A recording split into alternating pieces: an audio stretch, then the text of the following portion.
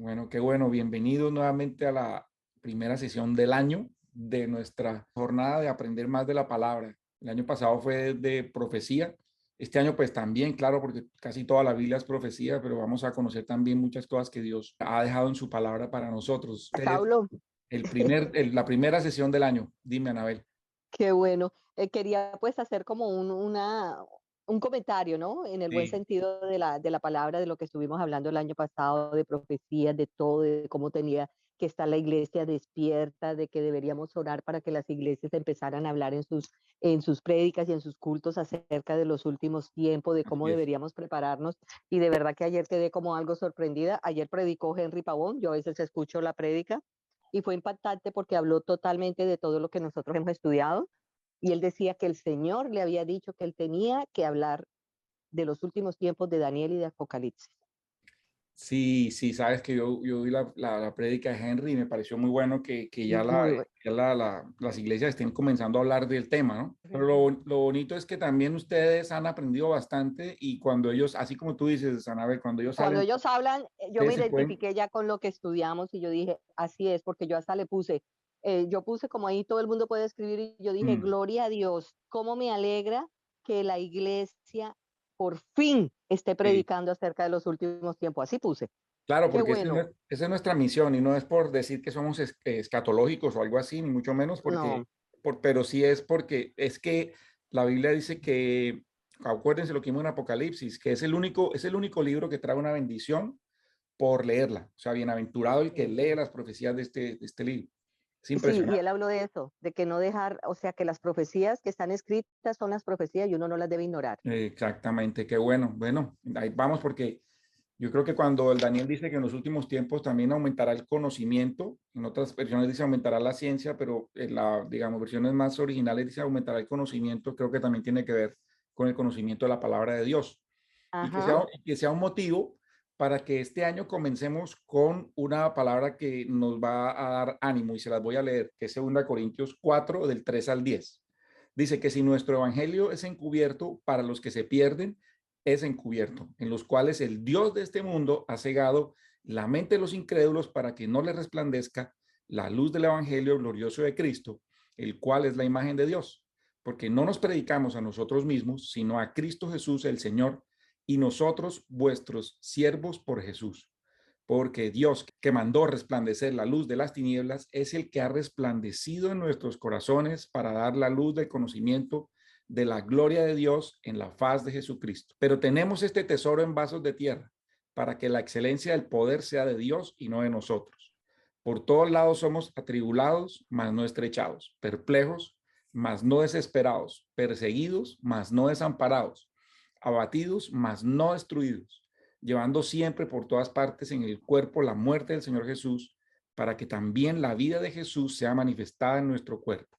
Entonces yo quería darle la bienvenida a este año con estas palabras en donde dice, no importa lo que suceda, somos atribulados, pero no nos van a aplastar, nada Amén, nos va a amén. aplastar, nada nos va a batir, nada nos va a destruir, pero sí es importante que nosotros entendamos que el Evangelio de Cristo es el que resplandece en nuestras vidas y nos da este ánimo para seguir adelante de una forma sobrenatural y donde, como dice la palabra, con una paz que sobrepasa todo entendimiento, que podamos caminar en paz a pesar de todas las cosas que nos estén pasando alrededor. Esto no tiene Amén, mucho que ver gracias. con el tema, pero que recibirlos con esta palabra.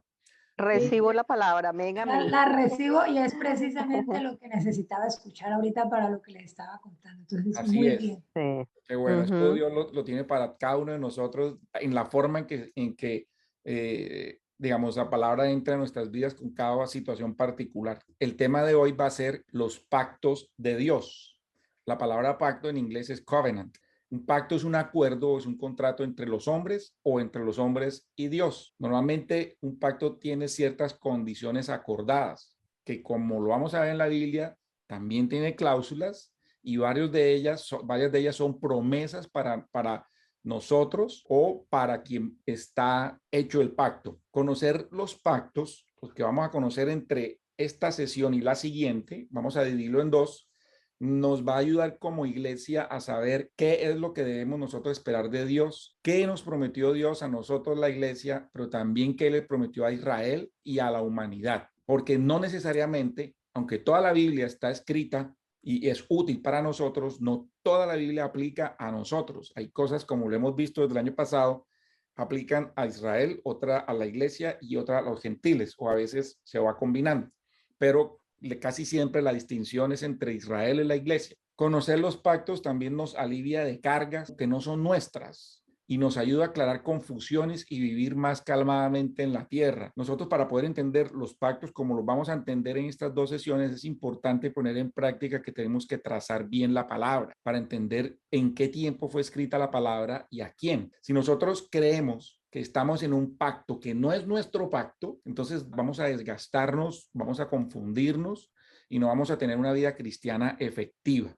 Entonces vamos a ver los pactos de Dios y vamos a tener claridad de esto. A veces, especialmente cuando son entre Dios y el hombre, los pactos son incondicionales. A veces Dios pone algunas condiciones. Los pactos que vamos a ver hoy, Dios es el que los origina. Comienza el Señor con los pactos y generalmente consisten en una promesa que está basada en el cumplimiento de ciertas condiciones, que al final, si vamos a ver, no son condiciones imposibles de cumplir por la persona o el grupo de personas con la que está hecho el pacto. En la Biblia aparecen 8 pactos que Dios hizo con el ser humano. Seguramente ya lo han visto en algunas prédicas en la iglesia, pero es bueno por un lado repasarlo, pero por otro lado también ver la óptica con la que el Señor nos invita a ver estos pactos de una forma que tal vez no es muy enseñada en las iglesias. Todos estos pactos tienen que ver con la tierra. Cada uno de estos pactos introduce una nueva dispensación, o sea, inicia una nueva dispensación. 6 de estos pactos fueron dados a hombres individualmente, personas representativas como lo eran, por ejemplo, Noé, Adán, Abraham, David. Varios de ellos tuvieron vigor cuando las personas estuvieron vivas, excepto el de David, que entró en vigor con el nacimiento del Señor Jesús. Cada uno de los pactos tiene un elemento de tiempo y tiene un tiempo de expiración. Lo vamos a ver. 4 de estos pactos, es importante para los que están tomando nota, tienen que ver o se identifican con una señal. Los 8 pactos de Dios de la Biblia son el edénico, el adámico o adánico, el noéico, son unos nombres a veces como un poquito difíciles de pronunciar, el pacto abrahámico, el mosaico, davídico, el pacto palestino y el nuevo pacto. Entonces vamos a ver los 4 de arriba, los primeros 4 bloquecitos para poder dividir la sesión, porque si no, no alcanzábamos a verlo todo. Vamos a ver el primer pacto, que es el pacto edénico. Entonces más o menos el nombre los puedo ambientar. Es el primer pacto que aparece en la Biblia, que aparece en Génesis 1, 28 al 30, también en Génesis 2, del 15 al 17. Adán y Eva, pues Dios se los dio a ellos. Fue dado en el jardín del Edén antes de la caída del hombre. Y este pacto dio paso a la dispensación de la inocencia, o sea, comienza la dispensación de la inocencia. Dios ha dividido la forma como se interrelaciona con el hombre en dispensaciones. La palabra dispensaciones aparece 4 veces en la Biblia, si vemos en las versiones originales o las versiones puras traducidas de el Nuevo Testamento, que tiene que ver con los textos recibidos, la palabra dispensación aparece 4 veces. Entonces ahí comienza la dispensación de la inocencia, que estaba condicionada a la obediencia de Adán y de Eva. Génesis 1, 28 al 30. Dice, los bendijo Dios y díjoles Dios, fructifíquense y multiplicad y henchid la tierra, o sea, llenad la tierra y sojuzgadla y señoread sobre los peces del mar, las aves del cielo y sobre todas las bestias que se mueven sobre la tierra. Yo no lo voy a leer todo, pues para alcanzar a cubrir todo lo que viene. Están los versículos para que ustedes lo lean. Ahora más adelante leemos otros versículos. Pero entonces es importante comenzar a entender y a conocer este pacto que se hizo en el Edén, que tiene 7 cláusulas. La primera de ellas, que está en Génesis 1, 28a, habla de repoblar la tierra con una raza terrenal de personas, con seres humanos. Y aquí hay un punto que el año pasado alcanzamos a ver y tiene que ver con algo que no es muy claro en la Biblia, pero la Biblia de todas maneras nos lo deja ver. A veces Dios no nos cuenta las cosas así, 1 más 1 igual a 2, diría como que para que nosotros de alguna forma decidamos profundizar y escudriñar la palabra. Tiene que ver con lo que sucedió entre Génesis 1:1 y Génesis 1:2. Ese salto entre estos 2 versículos está bien curioso, porque Dios no hace una tierra caótica, porque el Señor dice, Génesis 1:1, Señor hizo en el principio el cielo y la tierra. Otras versiones hablan de los cielos y la tierra, pero la versión original que habla del cielo y la tierra se refiere a este cielo y esta tierra que nosotros conocemos. Dios no hace una tierra desordenada, vacía, porque si ustedes ven, Dios hace las cosas perfectas. Cada día que él terminaba de crear, él decía, y vio Dios que era bueno. O sea, Dios hace las cosas bien. Entonces, lo que sucedió entre Génesis 1.1 y 1.2, varios estudiosos y escatólogos lo están relacionando. Yo, digamos, estoy muy de acuerdo con esa forma de entender la palabra, con algo que ocurrió antes, en un principio, una creación que incluso la podemos nosotros ver de alguna forma en Ezequiel 28, del 12 al 15, cuando el Señor se refiere al rey de Tiro, que en realidad era el querubín ungido en ese momento, que se paseaba, ¿se acuerdan? En el jardín de piedras preciosas. Era otra creación que había en ese momento que en la Biblia no lo dice, porque en la Biblia nunca nos habla de que después de que él creó, desde el día 1 hasta el 6, nunca nos habla cuándo creó eso. Este pacto édnico, la primera cláusula dice, la tierra la va a poblar con gente. El Señor quería poner gente, hacer como que borrón y cuenta nueva. Les dejo para que puedan, cuando tengan tiempo, lean Ezequiel 28 del 12 al 15. La segunda cláusula está también en Génesis 1:28. La segunda parte es que la tierra debía someter a las necesidades de la humanidad. O sea, la tierra era para sojuzgarla. Puede haber varias formas de ver esto, pero esencialmente significa que las fuerzas de la tierra, por ejemplo, la luz, el calor,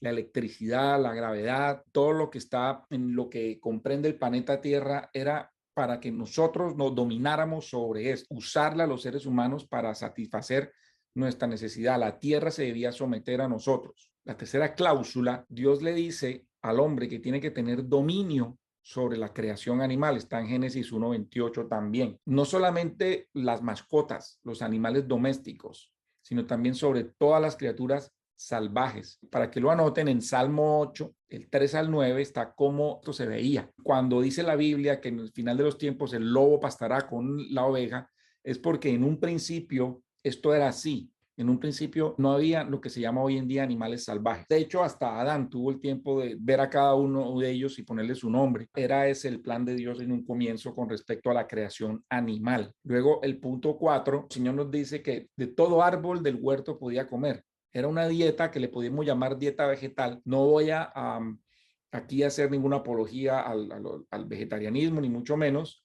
sino que era una dieta muy saludable. Antes de la caída estaba limitado a dietas solamente de los árboles que estaban en el huerto. Luego, más adelante, vemos cómo cambió esto. El punto quinto era que el hombre tenía que labrar el jardín donde Dios lo había puesto. Esto era inicialmente para hacerse complacer, no era una tarea ardua. El trabajo no es una maldición, como lo dice por ahí una canción. ¿Sí? No había maldición sobre la tierra en ese momento. Si ustedes se fijan, Adán estaba trabajando, pero no era una maldición. Fue después de que cayó que la tierra y trabajar se volvió una maldición. Esto está en Génesis 3 del 17 al 19. En el 6, una de las condiciones era que no podía comer de un árbol, solamente un árbol, el árbol del conocimiento del bien y del mal. El hombre fue creado inocente como un niño. El hombre no sabía lo que era pecado. En su entorno había permanecido inocente. Venga, una preguntita de Kinder. Dime, María Luisa. Es que cuando yo estoy buscando, mientras tú estabas leyendo, aquí en la versión que tú leíste, que dice que henchid la tierra, y cuando yo busco el sinónimo, eso es como llenar la tierra. Llenarla. Uh-huh. Entonces, fíjense hasta dónde hemos llegado, ¿no? Ahora dicen que no, que ya somos muchos. No. Pero si Dios nos dijo que teníamos que llenarle, todavía hay por allá en el Amazonas, hay mucha tierra que todavía, aquí en Canadá hay mucha tierra que está despoblada, o sea que todavía necesitamos Sí, no, otros 7. Claro, exactamente, tienes razón, ese es un plan de Dios, llenar la tierra. De hecho, 8.000 millones de habitantes no es nada para la tierra. Exacto, y entonces nos hacen creer que no, si ves hasta las han puesto en monumentos, ¿no? En las tierras de Georgia, que la humanidad no puede ser más de 500 millones de personas. Mejor dicho, nosotros por donde uno meta, cuando uno revise, estamos, pero al revés, de mala en peor. Acuérdense lo que pasó con los egipcios, ¿no? Que fueron los israelitas y prosperaron también esa tierra, y después los egipcios se pusieron temerosos y dijeron, no, ya no dejemos que sigan creciendo estos, porque estos se van a volver contra nosotros. Finalmente es el poder del hombre contra el hombre, o el control del hombre por el hombre, que no tiene nada que ver con el mensaje y los principios de Dios. Correcto. Exacto. Correcto. Sí, el enemigo o el diablo va siempre en contra de lo que Dios dice. Dios dice, llenen la tierra, distribúyanse por toda la tierra, y llega Nimrod y dice, no, hagamos aquí todos un plan y unámonos todos en un solo punto, en una sola ciudad. Dios dice, llenen la tierra, y él dice, no. Entre otras cosas, pues nosotros estamos viendo, así como dicen ustedes, lo que está pasando ahora. Pero bueno, gracias por esos dos comentarios. Entonces, volviendo aquí a este punto, al 6, el hombre fue hecho como un niño. Esencialmente, un niño no sabe lo que es pecado y no tiene conciencia de lo que es pecado. Él hubiera mantenido en esa inocencia si él hubiera obedecido a Dios y se hubiera negado a comer del árbol que le abrió los ojos. Pero cuando comió de este árbol, lo que hizo Adán fue romper el pacto, y él entendió cuál es la diferencia entre el bien y el mal. Como consecuencia de ese viene el número 7, que es el castigo de esa desobediencia, que es la muerte física. Ellos iban a morir, así literalmente iban a morir. No solamente que, como nos han explicado, sí, que el hombre muere y es la muerte que es el pecado, etcétera, sí. Ellos iban a morir físicamente, sino que es que Dios, en su hermosa y su grandiosa gracia, intervino con un nuevo pacto, que era el pacto adánico, que es el segundo pacto. También fue hecho entre Dios y Adán y Eva, y también fue hecho en el jardín del Edén, pero fue justo antes de la expulsión. Ya se acaba la primera dispensación, porque si ustedes se dan cuenta, cada dispensación termina en una apostasía, cada dispensación termina en una caída del hombre. Ahora viene un segundo pacto que inicia la dispensación de la conciencia, porque el hombre entonces adquiere conciencia de lo que hizo, estuvo bien o estuvo mal. Él ya sabe qué es el bien y el mal. Este pacto que pone Dios es un pacto sin condiciones e incluye una maldición, incluye también una promesa, que los vamos a ver. Les voy a mostrar los versículos, pues, ustedes lo pueden ver en Génesis 3, del 14 al 19. Seguramente lo han leído varias veces. Entonces no los voy a leer porque, pues, para efectos de tiempo, pero vamos a ver cuáles eran los puntos de ese pacto. Este pacto trajo unas cláusulas, y la primera es maldición. Esta maldición era 4 puntos, una maldición cuádruple. Maldición en cuanto a la serpiente. Entonces, en Génesis 3:14 maldice a la serpiente, que fue herramienta de Satanás. La serpiente, según nos cuenta la Biblia, era una criatura muy hermosa y era muy atractiva. No iba a ser un repugnante animal ahí feo que se arrastra. Si ustedes ven, la piel de la serpiente es bonita, todavía conserva parte de esa belleza y parte de esa gracia, pero este animal no era así. Fue condenado a arrastrarse sobre su vientre y comer polvo. Sí, yo creo que la culebra en un principio andaba como en la cola, ¿no? Porque esa fue parte de la maldición, arrastrada andarás y comerás polvo. Arrastrarse, y era un animal bonito. Exacto, eso fue la maldición para la serpiente. Y después la serpiente pues simboliza lo que es la maldad. Luego viene ahora la maldición que tiene que ver con respecto a la mujer. Está en Génesis 3:16. El estado original de la mujer representada en Eva era diferente. La Biblia habla que iba a tener una concepción multiplicada. La Biblia no nos muestra si Adán y Eva tenían hijos antes de la caída, pero Caín, de todas maneras, fue concebido después de que Adán y Eva fueron expulsados del jardín. Está en Génesis 4:1. Cuando habla de multiplicaré tus concepciones o multiplicaré tus partos, puede sí llegar a decir que iba a tener múltiples partos o múltiples niños que nacían de una vez. Y esto tiene mucho sentido porque eran solamente 2 y ellos iban a ser los primeros seres humanos que iban a comenzar a poblar la tierra, y tenían que hacerlo muy rápido o tenían que hacerlo de alguna forma en donde se viera que ya se estaban viniendo muchos niños. Además, ellos por eso eran tan longevos, vivían tanto, porque tenían que tener muchos hijos. En esa época los genes todavía eran puros, no había degeneración de la genética. Digamos, la descendencia tenían hijos entre sí y no había más seres humanos en este momento, porque la Biblia no nos habla de eso. Entonces era una concepción multiplicada. La idea era que fuera pues normal, poco a poco, pero no. Tuvo también a raíz de eso una maternidad dolorosa. Yo creo que la mujer es tan fuerte que fue la única o es la única que puede llevar este dolor. El parto debía ir acompañado con mucho dolor y angustia. Pero si no fuera por el pecado, esto iba a ser sin dolor, iba a ser un placer, y tener los niños para las mujeres iba a ser una delicia. Pero entonces a la mujer también se le maldice con que tenía la jefatura o la superioridad del hombre. La mujer fue creada igual al hombre. La que fue engañada fue Eva. Luego pues de ahí pasó al hombre. Y no voy aquí a entrar en detalles de lo que dice, que muchas enseñanzas que han dicho que la mujer que me diste, que no, que la serpiente, etcétera. Aquí no ese es el tema. Pero así fue, así es el orden. Y luego ella fue la que causó la caída de Adán. Entonces ella perdió su igualdad y al hombre entonces se le dio el liderazgo sobre ella. Esto está en Génesis 3:16 también. Aquí no quiero elaborar mucho al respecto para no entrar en discusiones de género, pero pues esto está escrito en la Biblia. Ahora, La otra maldición, no sé, ¿tienen alguna pregunta? Lo que digo yo que me parece no entrar en discusiones de género. Venga, Sí, le digo claro, una cosa, porque señora. aquí yo estoy, cuando uno lee Génesis 3:16, como que ahí Dios le da a Adán, o sea, quiere Correcto, decir que antes de ese momento de pronto ellos eran como iguales, ¿no? ¿Quién sabe correcto. cómo sería la cosa? Ellos Sino antes que, eran iguales. Ujú. entonces, por eso fue que Dios dijo, no, esta niña nos toca ponerle cabeza. Y venga, no me quedó bien claro lo de la concepción multiplicada. Sería que entonces antes era uno y ya, al estilo chino. Sí, antes eran partos normales o embarazos normales, pero puede ser que multiplicar, porque multiplicar son múltiples. Aquí hablan hoy en día de parto múltiples porque es un parto donde tienen 3, 4, 5 hijos en un solo parto. Pues imagínense el dolor. O sea, multiplicar es que es múltiple, vienen varios partos en uno solo. Esa es Sí, una ok, forma de ya lo verlo. entendí. Sí. Sí, exacto. Entonces, bueno, volviendo aquí a la maldición al hombre, está en Génesis 3 del 17 al 19. De hecho, el hombre causó la maldición del suelo. Era un placer cuidar el jardín, era una delicia. Y ahora tenía no solamente que cuidarlo, sino eso era parte de ganarse la vida, ganarse sí, su sustento mediante el trabajo duro y sudor de su frente. Y entonces esto iba a desgastar su sistema físico, iba al final, después cuando una máquina, cuando un cuerpo se usa, pues se va desgastando hasta que pues llega a la muerte. Entonces el hombre también fue maldecido. Y quiero enfatizar un poco acá, trajo maldición a la tierra, también en Génesis 3, 17 al 19. De hecho, la maldición al hombre y a la tierra están en los mismos versículos, bien interesante. Entonces, de ahora en adelante la tierra sería maldecida con espinas y con cardos. Antes no era así, antes no habían espinas, eso es parte de la maldición. Antes no, las rosas eran rosas y no tenían espinas. Y también pues había que cultivarse con dificultad. Desde ese momento la tierra está maldita por causa del pecado del hombre. Podemos nosotros ver que la tierra sufre, la tierra tiene terremotos, tsunamis, tormentas desde esa época. La tierra se está deteriorando desde ese momento. La tierra no se está deteriorando y este es otro punto parecido al comentario que hicieron ahora por el cambio climático. Se está deteriorando es por el pecado de la humanidad.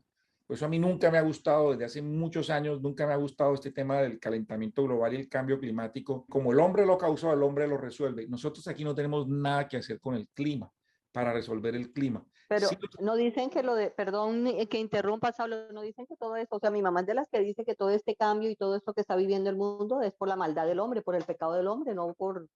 por el pecado. Aquí, exacto, lo Exacto, vemos aquí en Génesis 3, 17 al 19. Es por el exacto, pecado del por el hombre, pecado del hombre.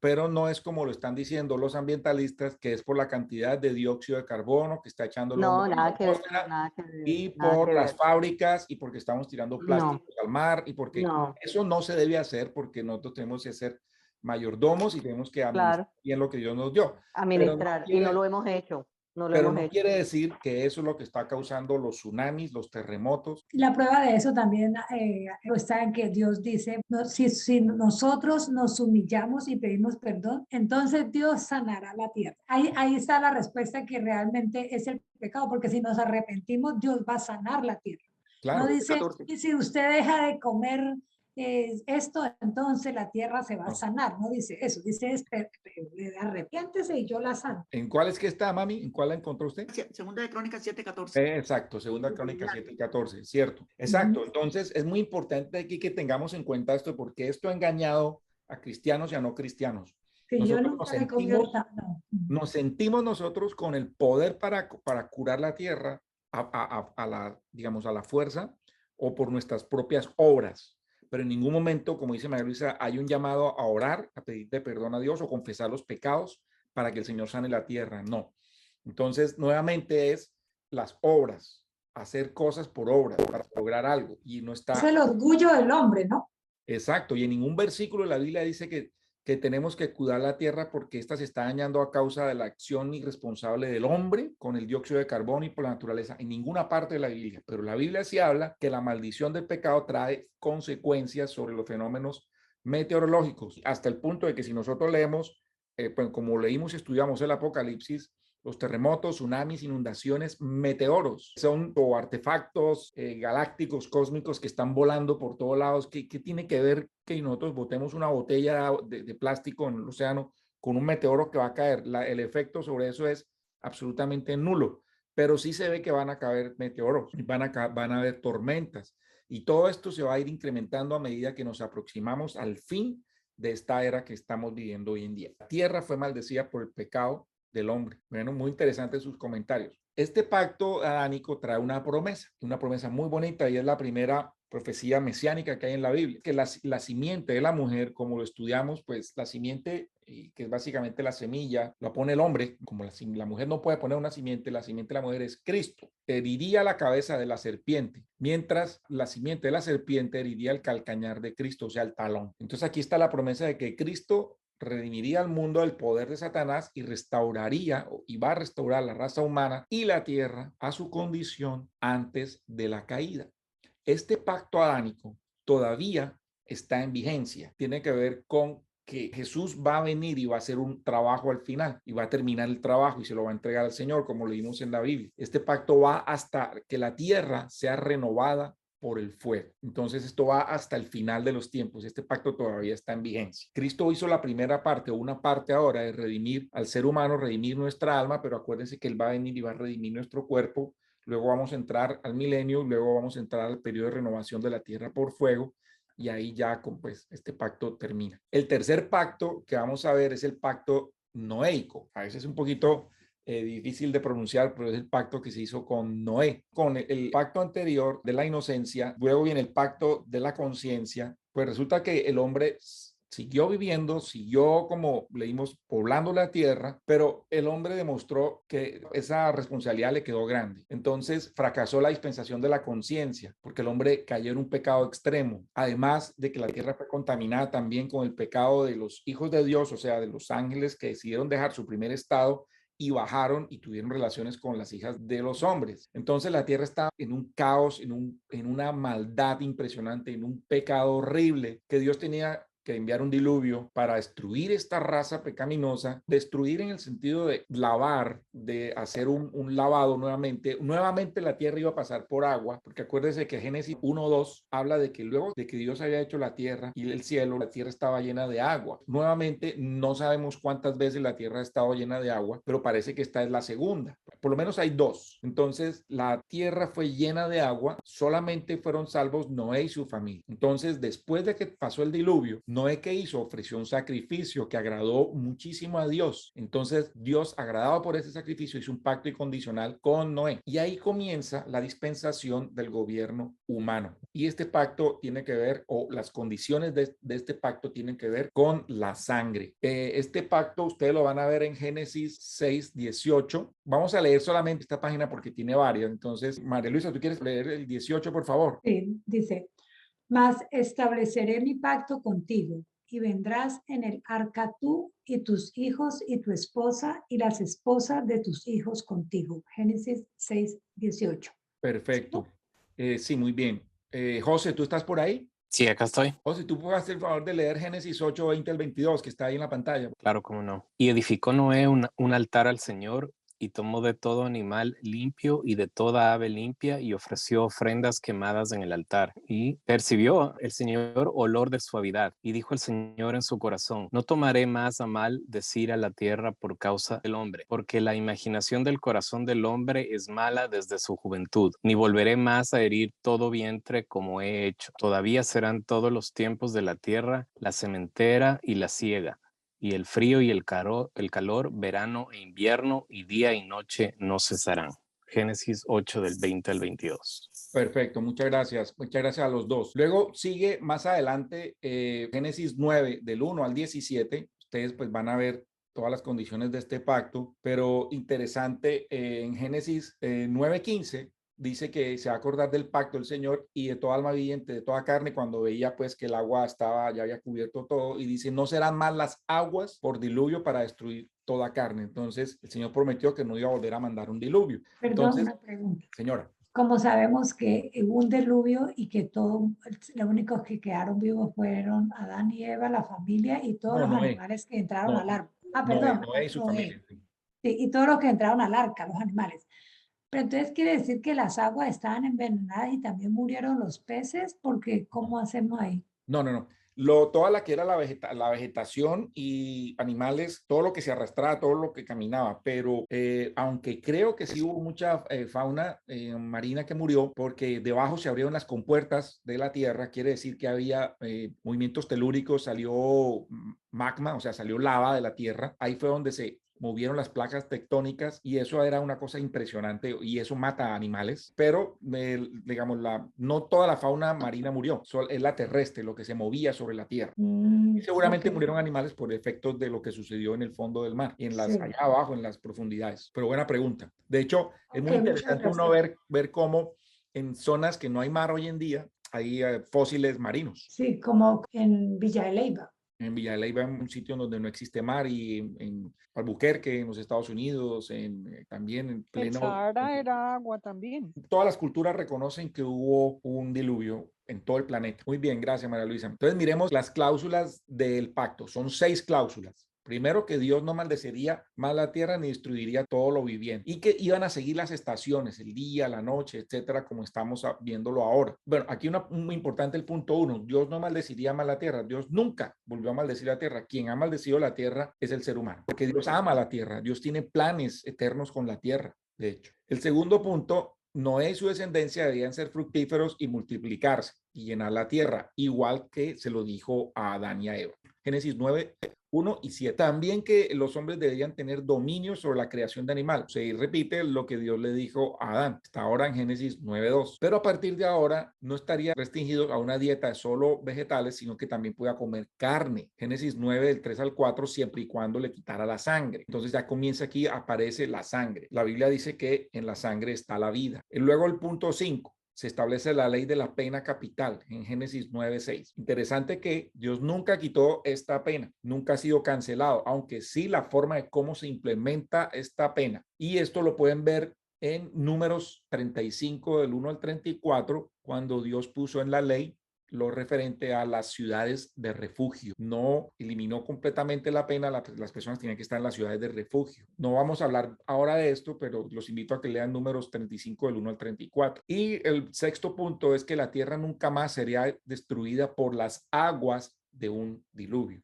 Está en Génesis 8, 9 y especialmente Génesis 9, del 11 y 15. Pero la Biblia habla de otras cosas. Es interesante que él pone un pacto y esta es la señal. Nosotros a veces minimizamos o trivializamos mucho esto. Ay, sí, vemos el arco iris y así es el pacto de Dios. Los científicos le dan todas las explicaciones científicas que son pues buenas, pero la ciencia y la Biblia no se contradicen. Pero es muy interesante que esta señal, que es el arco iris, que está en Génesis 9, del 12 al 17, el arco es un arma de guerra de Dios. Y Dios dice, yo pondré mi arco. O sea, Dios lo que está haciendo, cuando hay una lluvia, Él saca y muestra, es como decir, mostrando su arco, ¿sí? Y lo muestra a la tierra, diciendo, yo estoy acá, diciendo, yo pongo mi arma de guerra aquí. Él es guerrero, él pone su arma de guerra como una señal permanente de su pacto con los seres humanos. No es un símbolo suavecito, es un símbolo de algo muy bonito, es un símbolo de poder, de que Dios está en control, todavía Dios está ahí y Dios tiene el pacto, aunque el ser humano no lo quiere reconocer, y que Dios no ha dejado de pelear por nosotros y que Dios se acuerda de este pacto, porque si no, imagínense, la tierra hace tiempo hubiera sido destruida. Esta señal es bien importante, es más de lo que nosotros creemos. Y el pacto se va a extender también hasta la renovación de la tierra por fuego, que les recuerdo está en 2 de Pedro 3, del 7 al 12, que es cuando la tierra va a ser renovada por fuego. Y también está a final del Apocalipsis, acuérdense que la Biblia dice que los cielos y la tierra pasaron. La palabra dice, de hecho, cielo y tierra pasará, pero mi palabra no pasará, dice el Señor. Y finalmente vamos a ver el pacto abrahámico, que es el pacto que Dios hizo con Abraham. Resulta que nuevamente, después de que pasó lo de Noé, Dios hizo un pacto, el pacto noéico, el hombre nuevamente volvió a caer en pecado, volvió este pacto o este tiempo, esta dispensación a terminar en apostasía. ¿Y cómo? Pues los humanos se volvieron idólatras. Sucedió lo de la Torre de Babel, está en Génesis 11, del 1 al 9. Eso fue un punto de inflexión, un punto de cambio en la historia de la humanidad, la Torre de Babel. Hasta ese momento la raza humana era una unidad, un solo lenguaje. No había judío, no había gentil, era una sola raza. Los hijos de Noé, Sem, Can y Jafet se habían multiplicado por toda la tierra. Eran 3 ramas, pero todos se habían vuelto idólatras. Entonces, ¿Dios qué hizo? Llamó a una persona de la línea de Sem, uno de los 3 hijos de Noé, para formar un pueblo y una nación. Sem. Por eso es que vienen los semitas o los israelitas. Por eso viene la palabra antisemitismo. Hoy en día, o bueno, desde hace ya tiempo que se le dice a la gente que rechaza al pueblo judío. Y de ahí sale pues Abraham. Abraham fue llamado. El llamado le llegó a este señor, un señor pagano que habitaba en Ur de los Caldeos, que es la zona caliente de Babilonia, en la Mesopotamia. Y ahí él vivía bajo un gobierno humano, netamente humano. Se olvidaron de Dios. Entonces, esto fue un pacto incondicional que Dios hizo con Abraham y marca el comienzo de una nueva dispensación que se llama la dispensación de la familia. Anabel, ¿tú me puedes hacer el favor de leer lo que está en la pantalla, Génesis 9, del 1 al 3? Pero el Señor había dicho a Abraham, vete de tu tierra y de tu parentela y de la casa de tu padre a la tierra que te mostraré y haré de ti una nación grande y bendecirte y engrandeceré tu nombre y serás bendición. Y bendeciré a los que te bendijeren y a los que te maldijeren maldeciré y serán benditas en ti todas las familias de la tierra.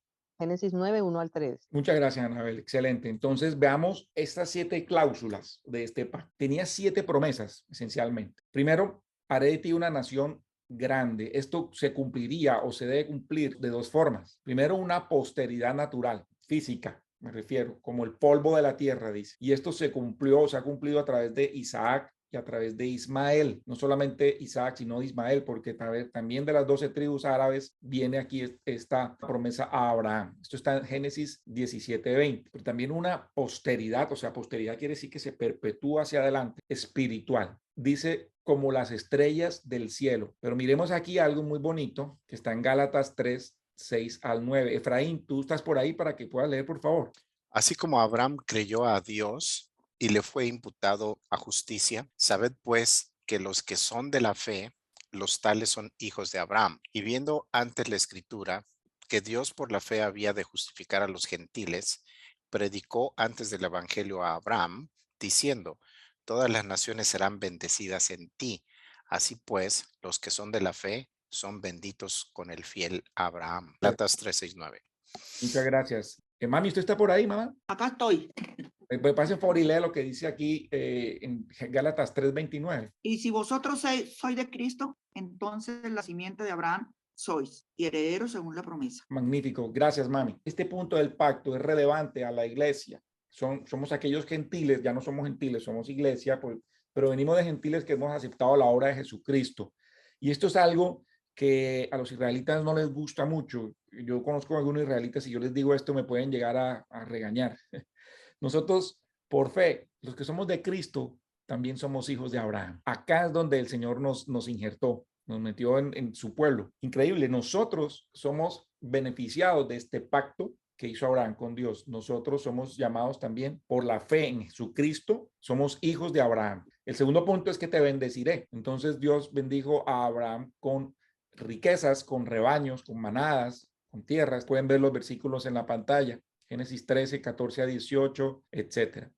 Y bendiciones espirituales, Génesis 15, 19. También el tercer punto es engrandeceré tu nombre. Entonces, Abraham junto a Cristo es el nombre más destacado en las escrituras. Cuarto punto, serás una bendición, Gálatas 3, 14. Bendeciré a los que te bendigan. Y vemos cómo también, pues en la otra parte, que es maldeciré al que te maldiga. Estos 2 puntos, el 5 y el 6, se han cumplido de una forma impresionante en la historia del pueblo de Israel y se va a seguir cumpliendo mucho más espectacularmente en un futuro, durante el milenio. La Biblia dice que nosotros pues, vamos a ser bendecidos por Israel. Por eso el Señor nos manda a orar por la paz de Jerusalén y la paz de Israel. Cada nación que ha tratado bien a los israelitas ha sido bendecida y cada nación que ha maldecido a los israelitas ha sufrido.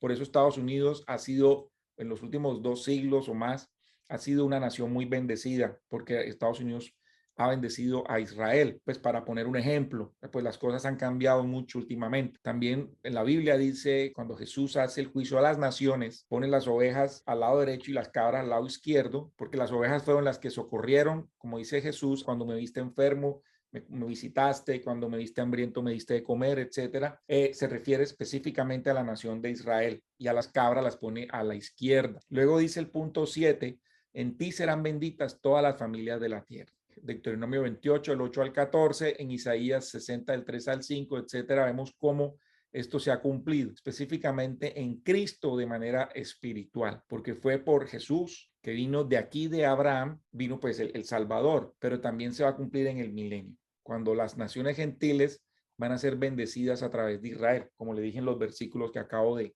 mencionar. Este pacto abrámico, ya casi estamos terminando, fue reafirmado y fue confirmado después de Abraham en Génesis 22, del 15 al 18, fue reafirmado en Isaac. Es un pacto eterno, como lo muestra Génesis 17, del 1 al 8. Este es uno de los pactos que tiene señal, que es la circuncisión. Esta señal es específicamente una señal judía. Este pacto de Abraham, cuando yo decía al principio, la introducción era que nosotros saber en qué pacto nos encontramos. Este es un pacto judío, haciendo el paréntesis de lo de la iglesia y lo de la venida del Mesías a través de la línea de Abraham. Casi todo el pacto es para los judíos. De hecho, hasta le pone una señal, que es señal judía. Nosotros no nos identificamos con este pacto porque es para los judíos. Esta alianza también se va a extender hasta el fin de los tiempos y abarca la nueva tierra, porque es un pacto eterno que va hasta el fin de los tiempos. Los pactos, como lo leímos antes, el pacto adánico y el pacto noéico, no fueron eliminados, no fueron reemplazados por este pacto abrámico. Los pactos, estos dos que les mencioné, siguen vigentes hasta la renovación de la tierra. El pacto de Abraham fue confinado a la raza hebrea, excepto lo concerniente a Jesús, mientras que los otros pactos que vimos anteriormente tienen que ver y cubren a todo el mundo gentil. O sea, el pacto noéico y el pacto ánico se cumplen sobre la tierra, sobre todos los seres de la tierra. Vamos a ver en los otros pactos que vamos a estudiar dentro de 15 días, cómo los pactos impactan o tienen que ver también con la iglesia y con lo que estamos viviendo hoy en día. Hasta aquí llegamos hoy. Me quiero despedir con Efesios 1:3. Dice varias cosas, pero que el Señor te bendiga, a ti y a todos sus familiares, con toda bendición espiritual. Amén, amén. Amén, amén. Gracias, Tan Paulo. rápido. Gracias nuevamente por atender este curso. Nos veríamos el otro de hoy en 15 días, si Dios quiere. Chao. Chao, chao. Chao.